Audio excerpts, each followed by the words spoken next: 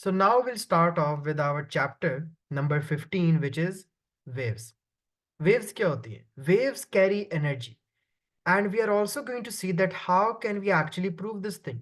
For example, जब एक earthquake आता है, seismic waves होती हैं, ग्राउंड में जब प्लेट्स कोलाइड करती है एक seismic wave फैलती है, और हमें कैसे पता लगता है कि waves एनर्जी कैरी करती है, वो कुछ कर रही हैं, वो एक डैमेज कर रही हैं, they are performing an action, उनकी वजह से कुछ हो रहा है, एक डैमेज आ रहा डिस्टर्बेंस है है, ना। चीजें टूट रही हैं, तो हमें क्या पता लगता है, किसने कहीं से ये निकली है और आके उसने एक प्रोड्यूस की है, एक एनर्जी लाई है अपने साथ, और जहां से कहीं से निकल के ये ट्रैवल करके आई है विद सम एनर्जी, जहां से निकली होगी that would be the source of the wave, और ट्रैवल करते करते करते करते it has caused a lot of changes. तो वो क्या है, मतलब उससे पता लगता है, इससे प्रूव होता है वेव्स कैरी एनर्जी। अगर आप एक कोई भी एक रबड़ फ्लोटिंग डिवाइस रखेंगे पानी के ऊपर, थोड़ी देर बाद क्या वो पानी पे उधर की उधर ही होगी? नहीं, थोड़ी देर बाद कहीं और होगी। वेव्स ने कुछ किया है, they have performed an action. थोड़ी देर बाद वही जो चीज आपने फ्लोट करने के लिए पानी पे रखी थी, वो वहां नहीं है, वो थोड़ा सा आगे चली गई है, थोड़ा सा राइट पे चली गई। क्यों? इससे प्रूव होता है that waves are doing something, so they carry energy. For example seismic waves हैं जो अर्थक्वेक में आती हैं, they cause great damage to the buildings and the surroundings. So what is a wave? How do you define a wave? Wave is a method of propagation of energy. जैसे मैंने कहा कि अगर आप एक छोटा सा पत्थर ही फेंकेंगे पॉन्ड के ऊपर, वो आउटवर्ड ट्रेवल करेगा, वो एक सर्कुलर रिपल्स प्रोड्यूस करेगा, और ये सर्कुलर रिपल्स स्प्रेड आउट होंगे। इस तरह करके रिपल बनते हैं पानी में, जैसे स्टोन यहाँ पे आके लगेगा, ठीक है, रिपल्स प्रोड्यूस करेगा, वेव्स प्रोड्यूस कर रहा है, और ये वेव जब स्प्रेड कर रही हैं, the energy is being carried with them as well. और फिर आहिस्ता आहिस्ता क्या होता है, जैसे जैसे रिपल्स फैलते जाते हैं, इन रिपल्स को क्या हो रहा होता है, इनकी इंटेंसिटी कम हो रही है, ठीक है। ये रिपल्स हल्के हल्के हल्के थोड़ी देर बाद जब बहुत ज्यादा स्प्रेड हो जाएंगे इतने तक, ये आहिस्ता आहिस्ता गायब होने लग जाएंगे। इससे क्या पता लगेगा, वेव की अब एनर्जी कम हो रही है। शुरू में बहुत ज्यादा थी सोर्स पे, फिर ये स्प्रेड होना शुरू हुई, इसकी एनर्जी जाते जाते जाते जब बिल्कुल वो मैक्सिमम पहुंची यहाँ तक, तो वो कम हो गई। तो वेव्स कैन क्या कैरी मतलब एनर्जी। सर? मतलब वेव्स कैरी एनर्जी है, जैसे ही आप एक सोर्स पे फेंकेंगे, मैंने बिल्कुल पानी के बीच में फेंका, यहाँ पे बड़े पक्के रिपल्स बने, आहिस्ता आहिस्ता आहिस्ता क्या होगा, रिपल्स को डेड होते जाएंगे, कम बनते जाएंगे, हल्के हो जाएंगे, और एक टाइम पे क्या होगा, रिपल बनना ही बंद हो जाएंगे। ऐसा तो नहीं ना कि रिपल पूरा बनते ही जाएंगे दूर दूर तक बहुत बड़ा सर्कल, नहीं, उनकी एनर्जी कम हो रही है, उन वो आहिस्ता आहिस्ता रिपल्स जो हैं वो डिसअपियर होते जाएंगे। दैट प्रूव्स मी कि वेव कैरीज एनर्जी, क्योंकि जहां पे आपने वो पत्थर फेंका था पानी में, उधर सबसे स्ट्रॉन्ग रिपल बना था, फिर हल्का सा, फिर और हल्के होते गए, और वो आहिस्ता आहिस्ता रिपल बिल्कुल मर ही गए। Got it? ठीक। समझ आ गई? तो इससे क्या पता लगता है, दैट वेव्स कैरी एनर्जी, और वो एनर्जी आहिस्ता आहिस्ता कम हो जाती है। फॉर एग्जाम्पल, आप एक स्टोन को ड्रॉप करते हैं पानी पे, ऐसे बाउंस होगा, फिर ऐसे, फिर ऐसे, फिर ऐसे, एक पॉइंट आएगा बिल्कुल खत्म। आप एक बॉल फेंकते हो, जब बॉल बाउंस होता है, ये बाउंस हुआ, आहिस्ता आहिस्ता, हमेशा के लिए तो नहीं बाउंस होता रहेगा, पॉइंट आएगा कि वो डेड हो जाएगा। This is what happens to the ripples. पानी में वो रिपल्स बनेंगे, जब आप कोई चीज फेंकोगे पानी के ऊपर, आहिस्ता आहिस्ता वो रिपल्स हमेशा के लिए तो नहीं रहेंगे, क्योंकि एनर्जी लॉस्ट हो गई है। तो that's how we can prove that waves carry energy. अब सोर्सेस क्या होते हैं वेव्स के? It can be a vibration, और it can be an oscillation as well. For example, the formation of slinky waves, या तो मैं स्प्रिंग को आगे पीछे मूव करूंगा तो वेव्स बनेंगी, या मैं स्प्रिंग को ऊपर नीचे मूव कर रहा हूं तो भी वेव्स बन रही है। And this wave motion provides a mechanism for the transfer of energy from one point two another without the physical transfer of the medium between the two points. And these slinky waves can be made by vibrating the first coil back and forth, या फिर horizontal और vertical direction में आप इनको move करना शुरू कर दो। इस तरह करोगे तो आपके पास कौन सी वेव बनेगी? लॉन्गिट्यूडनल। अप एंड डाउन करोगे तो ट्रांसवर्स। Got it? तो वहां से जी सर, मतलब transfer is perpendicular to the exactly, direction of waves and longitude is parallel to the direction of. तो वहीं से हमारे पास टू टाइप्स ऑफ वेव्स निकलती है। ट्रांसवर्स वेव, क्या क्या एग्जांपल है ट्रांसवर्स वेव की? रोप, वाटर, लाइट, रेडियो, और सारी इलेक्ट्रोमैग्नेटिक स्पेक्ट्रम की जितनी वेव्स हैं, वो सारी क्या हैं? Transverse wave. क्यों? क्योंकि जो पार्टिकल्स का मोशन है, पार्टिकल्स, अब जो वेव का मोशन है वो राइट की तरफ है, लेकिन जो पार्टिकल्स का मोशन है वो अप एंड डाउन है, तो ये तो आपस में 90 डिग्री का एंगल बनाएगा। तो इसको हम कहते हैं this is perpendicular to the wave motion, कि जो मूवमेंट ऑफ पार्टिकल्स है वो तो अप एंड डाउन है, up and down up and down, लेकिन वेव मोशन ऐसे, उनके दरमियान कौन सा एंगल बन रहा है, 90 डिग्री का। So the wave motion is perpendicular to the movement of the particles. ये इनको हम कहते हैं ट्रांसवर्स वेव। इसकी एग्जांपल आपके पास लाइट वेव्स है, radio waves, water waves and all. फिर आती है लॉन्गिट्यूडनल वेव्स। लॉन्गिट्यूडनल वेव में क्या है कि वेव मोशन भी ऐसा है और पार्टिकल्स की मूवमेंट भी लेफ्ट राइट बिल्कुल क्या है, parallel 180 degree. So the movement of the particles is parallel to the wave motion. We call it a longitudinal wave. इसकी बहुत famous example sound waves है. Sound waves are longitudinal waves and they are produced in a vertical oscillating spring under tension as well. समझ आ गई? So here we have transverse wave which propagate in a direction perpendicular to the direction of the vibration. Here you can see that if this is the direction of energy transport, तो आपके particles की जो movement है वो इस तरह करके है, which is exactly 90 degree to the wave motion. आपके particles की movement up and down है और वेव मोशन आपका राइट पे, तो इनके दरमियान एक 90 डिग्री का एंगल बन रहा है। This is transverse wave. Example में आप याद रखें लाइट वेव्स, ठीक है, इसके अलावा वाटर वेव्स, और इसके अलावा जो आपकी इलेक्ट्रोमैग्नेटिक वेव्स है, ये तीन एग्जाम्पल्स बहुत इंपॉर्टेंट है, एमसीक्यूज में भी आ चुकी है। देन वी तो हैव क्या कह रहे हैं लॉन्ग, सर आप? क्या चीज, क्या कह रहे हैं सर आप? मैं कह रहा हूँ ये एमसीक्यूज में भी आ चुकी है एग्जाम्पल्स ट्रांसवर्स वेव की, अच्छा, मतलब electromagnetic, type of transverse. Light and water waves. तो longitudinal waves क्या है, they propagate in a direction which is parallel to the direction of vibration। मतलब अगर वेव मोशन राइट पे है तो आपके जो पार्टिकल्स हैं वो भी राइट लेफ्ट ही बिल्कुल पैरेलल मूव कर रहे हैं to the wave motion. And when the wave particles are moving parallel to the wave motion as well, तो इसको हम क्या कहेंगे, this is a longitudinal wave. Example में you can remember sound waves. Sound waves जो हैं that is an example of longitudinal waves, where अगर आपकी जो डायरेक्शन ऑफ एनर्जी ट्रांसपोर्ट है वो अगर राइट पे है तो पार्टिकल्स की मूवमेंट भी बिल्कुल पैरेलल है, ठीक है, there is a parallel movement between the particles and the direction of wave motion और द एनर्जी ट्रांसपोर्ट। इसको हम कहते हैं लॉन्गिट्यूडनल वेव्स। अब वेव्स के कुछ पार्ट्स होते हैं, फॉर एग्जाम्पल क्रेस्ट्स एंड ट्रफ्स। ये क्रेस्ट और ट्रफ क्या होते हैं बताएं? तो क्रैश जो मैक्सिमम पॉइंट होता है वेव का, और ट्रफ होता है जो मिनिमम पॉइंट।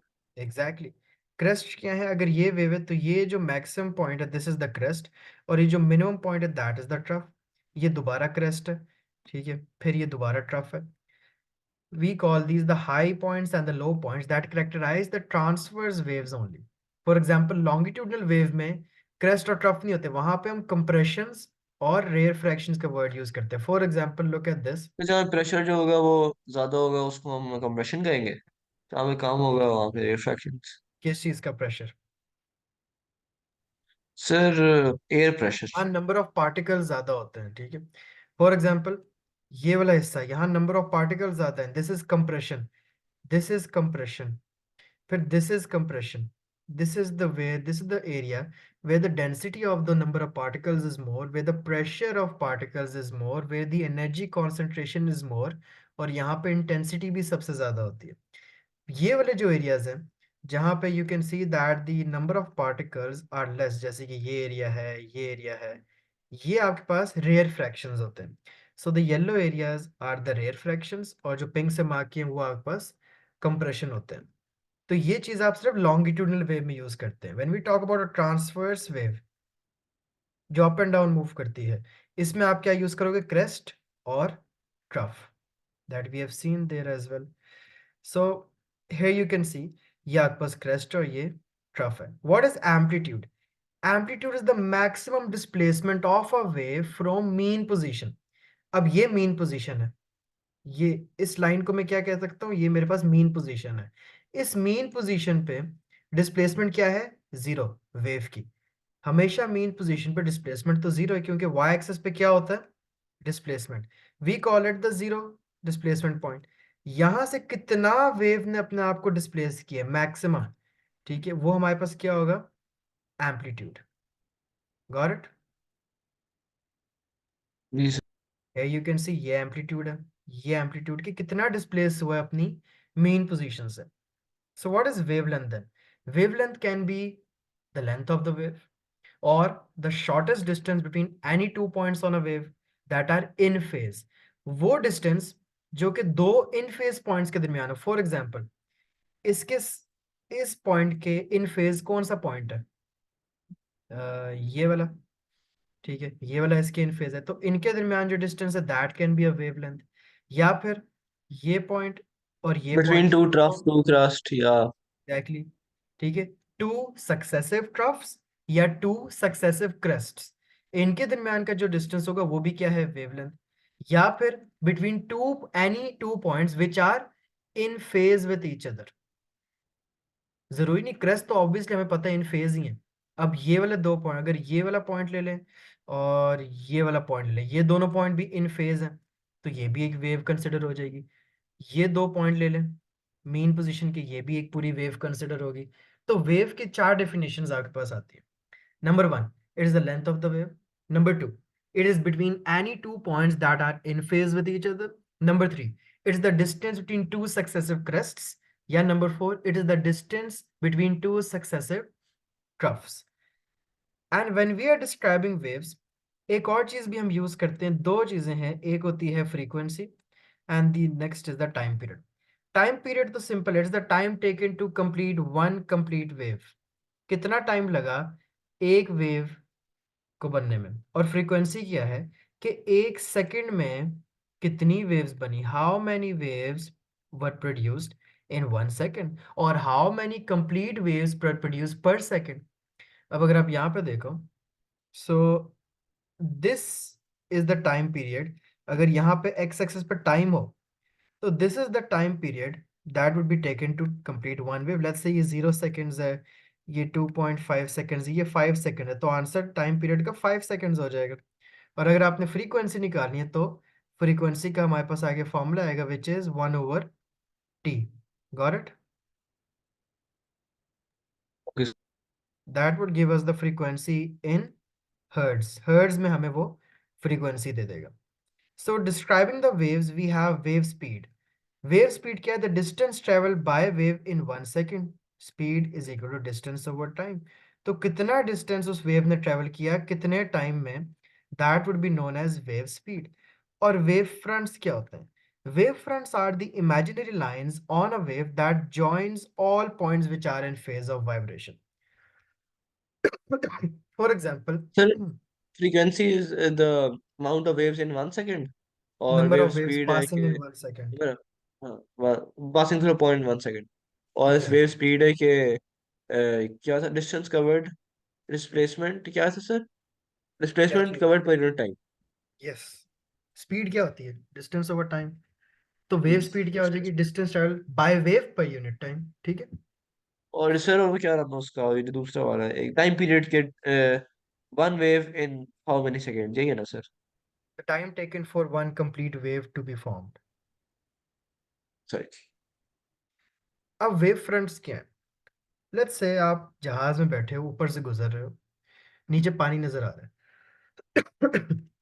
अब वाटर वेव्स जो होती हैं, वो कौन सी वेव्स होती हैं? ट्रांसवर्स। जब एक बंदा, अब दो किस्म के लोग हैं, ठीक है, इस चीज को समझे, दो लोग हैं, वो इस पानी को देख रहे हैं। आप जो हैं, पर्सन ए जो है, वो है जहाज में जो ऊपर से गुजर रहा है, and then there is a person B who is on the beach. ठीक है। अब मुझे बताएं, दोनों लोगों में क्या फर्क है, दोनों को किस तरह की वेव्स नजर आ रही होंगी? सर, जो नीचे बैठा है उसको ट्रांसवर्स, और जो ऊपर बैठे हैं उसको लॉन्गिट्यूडनल। वाटर वेव तो होती ही ट्रांसवर्स है, लॉन्गिट्यूडनल तो नहीं सर, होती ऊपर वो। वाले को तो पैरेलल ही नजर आएगा ना। Exactly exactly. लेकिन हम उसको लॉन्गिट्यूडनल कहेंगे, उसको हम कहेंगे उसको वेव फ्रंट नजर आ रहे हैं। कैसे? अब जो बंदा बीच पे है, उसको तो यही चीज नजर आ रही है, उसको तो प्रॉपर ऐसे करके लहरें नजर आ रही है। लेकिन अब जो बंदा ऊपर है, ऊपर से देख रहा है, उसको क्या नजर आ रही है कि एक वेव ऐसे जा रही है, उसको ऊपर से ये चीज नजर आ रही है। एक ये लहर जा रही है ऊपर से और एक ये वेव जा रही है, उसको तो ये नजर आ रही है कि यार ये एक वेव है और एक ये वेव है। So what is a wave front? जो कि इन सारे पॉइंट्स को एक इमेजिनरी लाइन ज्वाइन करती है। जो भी बंदा ऊपर से देखेगा उसको क्या नजर आ रहा है? इस तरह की चीज नजर आ रही है उसको। समझ आई? इस तरह की चीज ट्रैवल करती नजर आ रही है। जी सर। ये एक वेव, ये दूसरी वेव, ये तीसरी वेव। Got it?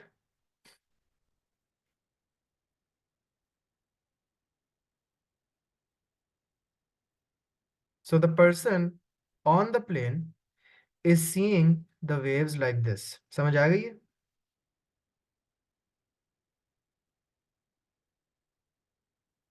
और yes waves sir let's say इस डायरेक्शन में ट्रैवल कर रही हैं, लेकिन जो आप है, आपको तो वो 3D नजर आ रही है इस तरह करके आती हुई। ठीक है, लेकिन जो बंदा ऊपर है उसको बस ये नजर आ रहा है कि यार ये कुछ वेव्स जा रही हैं इस डायरेक्शन में। ये बंदा ऊपर से देख रहा है। So these are what? These are known as wave fronts. Basically क्या है? ये वो इमेजिनरी लाइंस हैं जो कि सारी एक ही क्रेस्ट में से पास हो रही हैं। मतलब यहाँ पे एक और क्रेस्ट होगा, एक ये ट्रफ है, ये इस तरह करके कुछ इमेजिनरी लाइंस जो कि सारे इक्वली क्रेस्ट, इनको हम कहते हैं वेव फ्रंट्स। क्लियर हो गया? So these are the imaginary lines on the wave that joins all points which are in phase of vibration. तो सर सारी So क्रस्ट को सारी ड्रफ्ट्स को आपस में जो। Exactly exactly. ठीक है, जितनी वेव्स होंगी, एक और वेव अगर इस तरह से है, आपको तो ये दोनों नजर आ रही है, लेकिन ऊपर उसको बस ये नजर आ रहा है कि ये दो वेव्स हैं। उसको ये वेवलेंथ, उसके तो ये है, उसको ये नजर आ रहा है बस ये। ठीक है, got it? So in phase कौन से दो पॉइंट होते हैं? They are said to be in phase because they are moving in the same direction, same speed, same displacement from the rest position.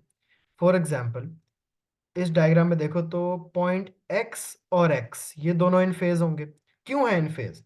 इनकी डायरेक्शन एक है, इनकी स्पीड भी एक है, और मीन पोजीशन से इन दोनों की डिस्प्लेसमेंट भी एक ही जितनी है। वो दोनों इतना ही आए हैं ऊपर मीन पोजीशन से। अगर आपकी मीन पोजीशन 0 है तो वो दोनों लेट्स से 2 सेंटीमीटर ऊपर ही आए हैं। Let's say this point would be in phase with this point. वो तो वैसे भी देख के पता लग रहा है कि दोनों क्रेस्ट हैं। क्यों है इन फेज पॉइंट? क्योंकि इनकी डायरेक्शन भी एक है, उनकी स्पीड भी एक है, और इन दोनों पॉइंट्स की मीन पोजीशन से डिस्प्लेसमेंट भी एक ही जितनी है। समझ आ गई? जी ठीक। फिर एक चीज आती है फेज डिफरेंस। इन फेज पॉइंट्स तो देख लिया। लेट्स से अगर मैं ग्रीन वेव की बात करूं तो इस ग्रीन वेव के अंदर लेट्स से एक ये वाला point would be in phase to this point. Why? The reason is that they are travelling in the same direction, जो कि है राइट की तरफ। They both have the same speed and they both have equal displacement from the mean position. अब phase difference क्या होता है कि कौन सी वेव कितना किससे आगे थी और कितने डिफरेंस से आगे थी या कितने डिफरेंस से पीछे थी। We call that the phase difference, and that is always calculated between any two waves. So a term used to describe the relative positions of the crests or trough of the two waves of the same frequency is phase. When the crests and troughs of the two waves are aligned, the waves are said to be in phase. And when a crest is aligned with a trough, we say that the waves are out of phase. अब मुझे पता है कि अगर एक crest के सामने इस तरह की दो वेव्स हैं, ये तो इन फेज हैं। लेकिन अगर इसी वेव के सामने एक इस तरह की वेव बन जाए, मतलब कि क्रेस्ट के सामने आपके पास एक ट्रफ आ गया, ये तो आउट ऑफ फेज हो गई है। लेकिन अगर इसी क्रेस्ट के सामने एक क्रेस्ट है तो हाँ, ये दोनों वेव वन और वेव टू आपस में इन फेज हैं, क्योंकि क्रेस्ट के सामने क्रेस्ट ही आ रहा है। बट जैसे ही क्रेस्ट के सामने एक ट्रफ आ जाएगा, the waves are said to be out of phase. समझ आ गई?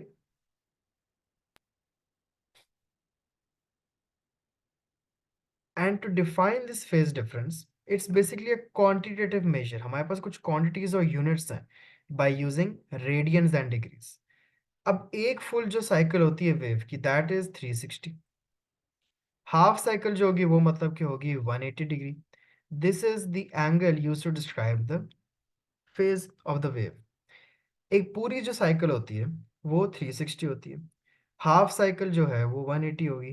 And the phase difference between the waves would be कितना? अब यहाँ पे हम देखते हैं, for example consider this figure. in which there are two waves of the same frequency but with a phase difference between them. The period t corresponds to a phase angle of 2 pi radian or 360. पहले तो आपको पता होना चाहिए that 360 degree is known as 2 pi radian, 180 degree is known as pi radian, 90 degree जो होता है it is known as pi by 2 radian, ठीक है, and so on. Thus, phase difference is equal to 2 pi by t या फिर 360 by t. A similar argument may be for the waves of wavelength lambda which are out of step by the distance x. तो एक जो complete wave होगी, remember इस sign का मतलब क्या होता है, दिस इज फाई. फाई हम यूज करते हैं for phase difference, x is for distance and lambda is for wavelength. This symbol would be used for wavelength and this symbol would be used for the phase difference. वो हम आगे देखेंगे उसकी calculations भी कैसे करनी है. Next we have the wave equation and principle. What is the wave equation? Wave equation जैसे स्पीड होती है, स्पीड का फॉर्मूला हमने पढ़ा हुआ है, that is distance over time, and wave length is the distance move by the wave in one cycle. Time period क्या है, 1/f. टाइम पीरियड जो होता है वो है 1/f, और f क्या होता है, f इज 1/t. तो स्पीड क्या हो जाएगी, स्पीड को मैं कह सकता हूँ कि it is lambda divided by T, ठीक है. जो स्पीड है वो होता है डिस्टेंस ओवर टाइम, लेकिन यहाँ पर डिस्टेंस हमारी बेसिकली वेव लेंथ है, तो मैं वेव लेंथ ओवर टाइम कह सकता हूँ. इसका मतलब ये भी कि वेवलेंथ मल्टीप्लाई हुआ है 1/t से. इस चीज को मैं ऐसे भी तो लिख सकता हूँ, और 1/t क्या होता है, f. तो हमारे पास क्या इक्वेशन बनी, v is equal to F lambda. समझ आ गई. मतलब सर वी आपने ले लिया लैम्डा और टी, लैम्डा इंटू 1/t और एफ. सही है, समझा. Exactly exactly. क्योंकि v क्या होता है, डिस्टेंस ओवर टाइम. हमारा वेव्स के लिहाज में वेव के चैप्टर में डिस्टेंस क्या है बेसिकली, वो wavelength. Lambda. Exactly. So this is the cute derivation जो कभी कभार आ सकती है. So this is the सही है relationship sir. between V, lambda and F. इस फॉर्मूले से पता लग रहा है V is directly proportional to lambda, V is directly proportional to frequency, लेकिन frequency और wavelength आपस में inversely proportional है क्योंकि वो दोनों is equal to के एक ही साइड पे हैं, ठीक है. तो ये दोनों आपस में क्या है, inversely proportional. Got it? F और लैम्डा इनवर्सली है ना सर? हाँ जी, वो इज इक्वल टू के एक ही साइड पे है ना दोनों, याद रखेंगे, ट्रिक हमेशा यूज होगी. हाँ जी V, सर, वी और एफ जो वी, एफ और लैम्डा दोनों से. Exactly exactly. V और F डायरेक्ट हैं, V और लैम्डा भी डायरेक्ट, लेकिन F और लैम्डा एक ही साइड पे हैं, आपस में दोनों इनवर्स होंगे. एग्जाम्पल एक्सप्लेन करें कैसे हुई है. सर उसने कहा है कि visible light has wavelengths between 400 and 700 nanometres and speed in a vacuum as rate. Maximum frequency चाहिए सर हमें, तो v equals to F lambda होगा, f equals to v over lambda होना चाहिए. तो v सर 3 ये होगा, लैम्डा सर मैक्सिमम 700. ओके, सही है. ओ नहीं समझ नहीं आया नहीं कि वेव नहीं, कैसे तो इनवर्स कैलकुलेट हुई. नहीं, तो इनवर्सली प्रोपोर्शनल है ना सर. तो अभी समझ आ गया. तो इनवर्सली है ना सर, जो मैक्सिमम होगा तो लैम्डा मिनिमम यूज करेंगे. Exactly exactly. ठीक है, मैक्सिमम फ्रीक्वेंसी के लिए आप मिनिमम वेवलेंथ यूज करोगे, लेकिन स्पीड तो आपको एक ही गिवन है जो कि स्पीड ऑफ लाइट है, विच इज 3 × 10⁻⁸. यहाँ पे लिखा visible light has wavelength 400 nanometre और 700 नैनोमीटर. 700 नैनोमीटर हम आगे देखेंगे, ये रेड की होती है, और 400 होती है वायलेट की. ये भी सारी याद करने की बड़ी एक ट्रिक है कि इन सब की वेवलेंथ आप कैसे याद कर लो बताऊंगा. स्पीड सारी इलेक्ट्रोमैग्नेटिक वेव्स की, चाहे वो विजिबल लाइट हो, radio, gamma, X-ray, ultra violet, infrared, फलाना फलाना, all of them travel at the speed of light. तो स्पीड दी हो या ना दी हो, आपको पता होना चाहिए कि सर ने बताया स्पीड की वैल्यू क्या है, 3 × 10⁸. अब मैक्सिमम फ्रीक्वेंसी निकालनी, हमने देखा था कि फ्रीक्वेंसी और लेमडा का आपस में इनवर्स रिलेशन होता है. To calculate the maximum frequency, you need the lowest wavelength. So v is equal to f lambda आप यूज करोगे. v तो आपके पास स्पीड ऑफ लाइट है, डिवाइडेड बाय lambda आप यूज करोगे 400, छोटी वाली.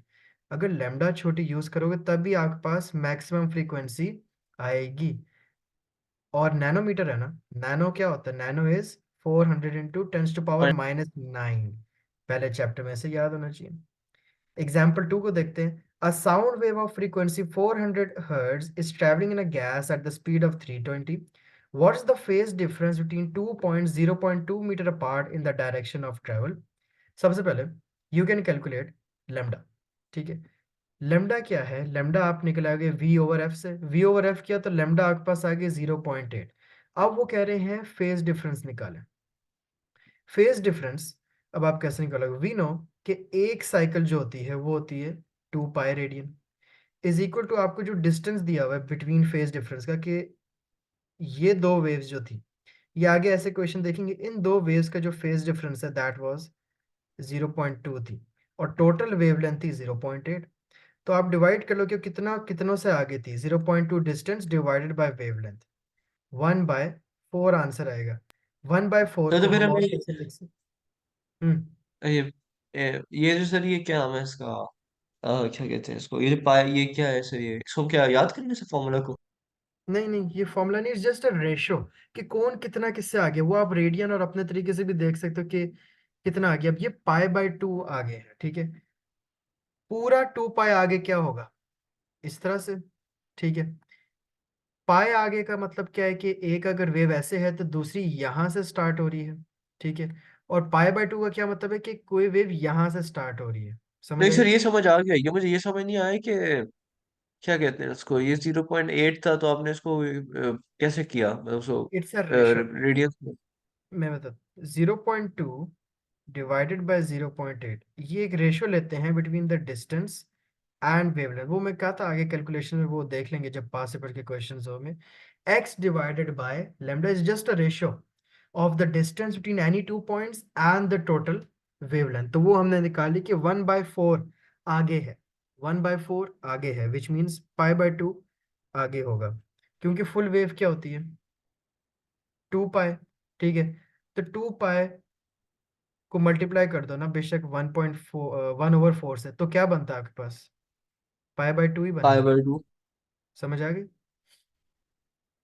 जी दिस सर। इज एक फॉर्मूला आप कह लो कि phase difference over total wave cycle क्या होती है? 2 pi is equal to x distance between any two points in phase over lambda, ठीक है। तो वो आया था हमारे पास 0.2 ओवर 0.8 मल्टीप्लाई बाय 2 पाई, तो आंसर पाई/2 आ जाता है आपके नहीं पास। सर सर, ये देखिए ना, फेज डिफरेंस में दिया हुआ 0.2, डिवाइड में अगर हम उसे 2 पाई करें फेज तो डिफरेंस फिर। नहीं है 0.2, 0.2 इज जस्ट द डिफरेंट, एक डिस्टेंस है between two points in phase. Sir नहीं समझ आया। ये है ना एक वेव, ये देखिए, एक ये आपको वेव दी हुई है, एक और वेव है, ठीक है। उन्होंने बस इतना बताया है कि ये वाली वेव इससे इतना आगे है। ये वेवलेंथ तो नहीं है ना, this is just a distance x, उन्होंने ये दिया हुआ है। फेज डिफरेंस आप एक्स नहीं होता, फेज डिफरेंस तो आप कैलकुलेट करोगे ना, या तो आप वो डिग्रीज में करोगे या फिर आप वो रेडियन में कैलकुलेट करोगे। Got it? हाँ जी सर। ये एक्स है, ये एक डिस्टेंस है between any two points in phase. बेशक आप ये वाला ले लो, ये और ये एक्स हो जाएगा। एक्स को आपने डिवाइड करना है उस टोटल वेव की वेवलेंथ से। समझ आई? सही sir. Is equal two phase difference over 2 पाई, ये फॉर्मूला होता है। क्लियर है अब? जी सर। तो एक्स आपको दिया होगा distance between two point, 0.2 divided by wavelength आपने निकाली थी 0.8, मल्टीप्लाई बाय 2 पाई करोगे तो आपके पास फेज डिफरेंस आ जाएगा। एग्जाम्पल 4 देखते हैं। Two boards are anchored 4 meters apart, they bob up and down every 3 seconds, but when one is up the other is down. There are never any wave crests between the boards. Calculate the speed of the wave. सबसे पहले आप time period निकालो, ठीक है। Time period, how are you going to carry calculate the time period? अब आपको दो boards हैं, ठीक है। दो बोर्ड्स का मतलब है कि अगर एक को 3 सेकंड लगे, इसको नीचे आने में 3 सेकंड लगे, ठीक है। दो बोर्ड्स हैं, टाइम पीरियड आपने निकाल लिया, 3 × 2 करके 6 सेकंड्स। वेवलेंथ कहाँ है? Wavelength is given to you which is 8 meters, तो स्पीड आपके पास 8/6 आ जाएगी। Got it? Okay. Ripple tank wave production experiment, ठीक है। इसमें हम एक शैलो ग्लास बॉटम ट्रे लेते हैं with a light source directly above the tray, और नीचे आपको एक वाइट स्क्रीन नजर आएगी that is use to capture the shadows formed by the ripple water यहाँ पे एक वाइब्रेटर लगा होता है, ये vibrator up and down move करता रहता है, और वो वाटर वेव्स को प्रोड्यूस करता जाता है ऐसे करके। जब वो वाटर वेव्स प्रोड्यूस करते हैं तो ये वेव फ्रंट्स बनने लग जाते हैं, ठीक है, थ्रू दी वाइब्रेशन। अभी पानी स्टिल है, जैसे ही यहाँ पे जो वाइब्रेटर है ये अप एंड डाउन मूव करना शुरू करेगा, ठीक है, ऐसे ऐसे ऐसे ऐसे ऐसे करके, तो क्या होगा, वेव्स बनती जाएंगी इस डायरेक्शन में। वो वेव्स कहाँ ऑब्जर्व होंगी, इस नीचे एक वाइड स्क्रीन पे, क्योंकि हमने ऊपर से लाइट मारी हुई है। तो production of waves is a plane waves by using a straight dipper, and circular waves अगर आपने प्रोड्यूस करनी है तो इस डिपर की शेप चेंज कर दो। कैसी शेप रख दो, इस तरह से रख दो, तो आपके पास इस तरह से वेव्स बन जाएंगी। समझ आ गई?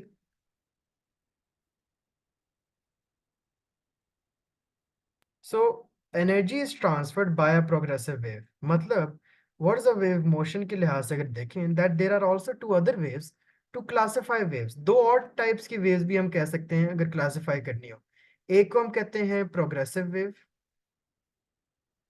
और दूसरी होती हैं स्टेशनरी वेव्स। प्रोग्रेसिव वेव्स कौन सी होंगी, दैट ट्रांसफर एनर्जी, क्योंकि हमने पढ़ा कि ऑल वेव्स ट्रांसफर एनर्जी, लेकिन जो वेव्स करती हैं वो प्रोग्रेसिव होती हैं, where an energy is transferred from one place to another as a result of its motion.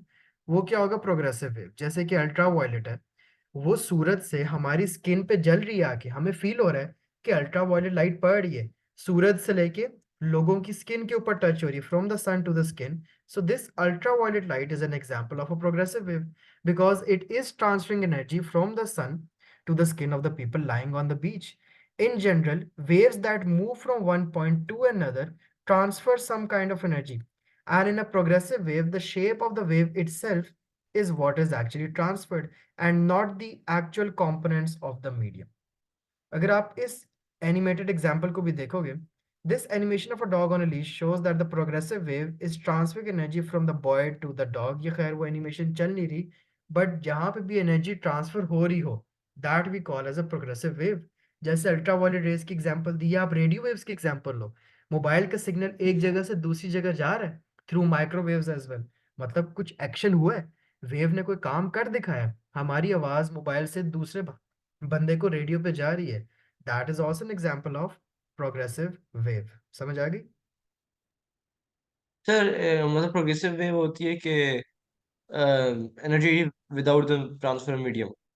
Energy with the transfer of medium, नहीं, विदाउट द ट्रांसफर मीडियम, मतलब energy होगी लेकिन ट्रांसफर, यस,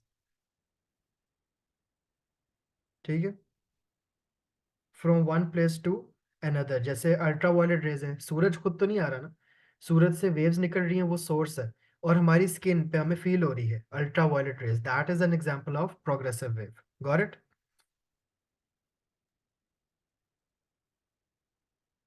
मतलब सर प्रोग्रेसिव वेव होती है जिसमें transfer of energy without transfer medium. तो दूसरी वाली होती है ना सर, क्या नाम है उसका, वो नाम है स्टेशनरी अभी हमने नहीं पढ़ी, हाँ, हाँ स्टेशनरी वाली। ठीक है। That is all for today. हमने कितने 67 स्लाइड्स का ही पूरा लेक्चर 24 कर लिए। कल हम साउंड वेव्स को और लॉन्गिट्यूडनल वेव्स और इंटेंसिटी वगैरह कवर करेंगे। Tomorrow's lecture is very very important, तो ठीक है, वो हम देख लेंगे बस। ऑलराइट, सो बाकी मैं बस असाइनमेंट दे रहा हूँ, ग्रुप पे आ जाए। अभी कोई और क्लास तो नहीं होती ना? नहीं सर। ओके, चलें, व्हाट्सएप पे मैं काम भेज रहा हूँ, स्टार्ट करें वो। ठीक है।